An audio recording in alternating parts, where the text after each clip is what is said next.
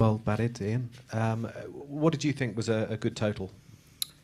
I think at 35 overs we were looking at 300. I think it was an extremely dry pitch for here, a lot more than what we normally play on. And I think up front certainly it was a lot easier with the new ball, and it just got harder and harder. Obviously if we can set a platform of 170 for two, most times we're going to get 300, but obviously a little bit disappointed not to get that. But I think potentially that was in our sights to get 300.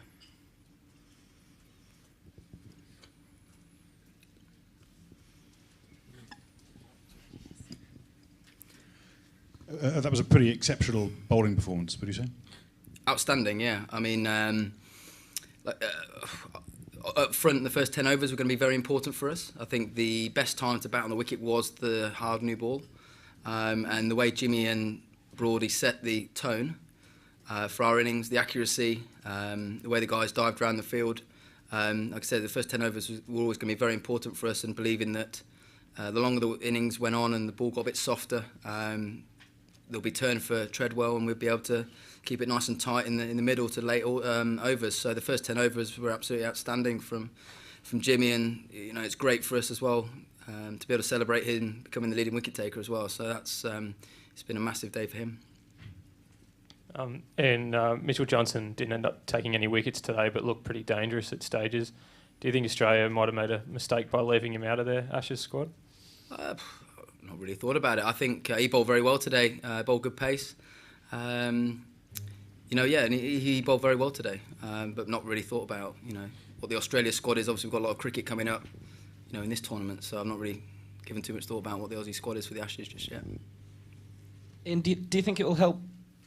Think it will help England maybe when it's batting first? You guys knowing perhaps what a good score is in other teams, maybe have less of an idea of what that's going to be when they're batting first.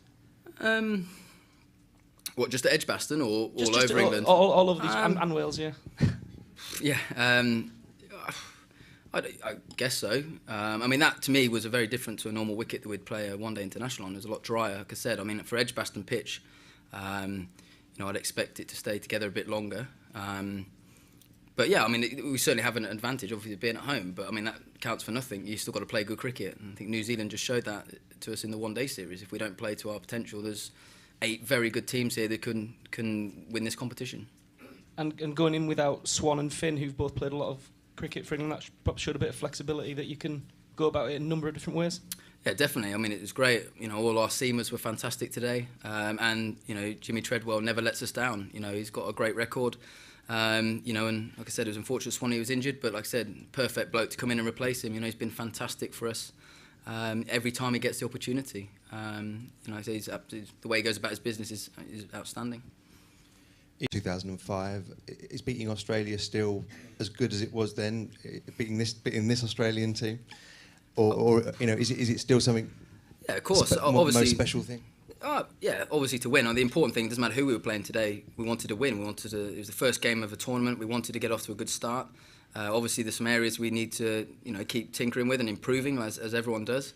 But yeah, whether it was Australia or Sri Lanka, it wasn't that important today. It was about getting off to a good start for us and focusing on what we do well. And I think majority of that we did quite well today.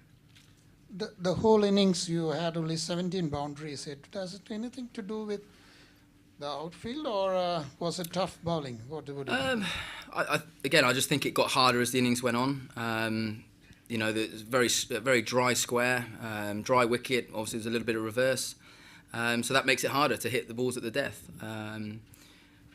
Like I said, every time there was a new batter that came in, and we saw the same with Australia. It wasn't going to be easy for guys starting. And the ideal plan for us was to try and get 2 guys on naught, which we managed to do a couple of times. But yeah, it wasn't the easiest pitch, I don't think, to smack boundaries in the middle to late overs.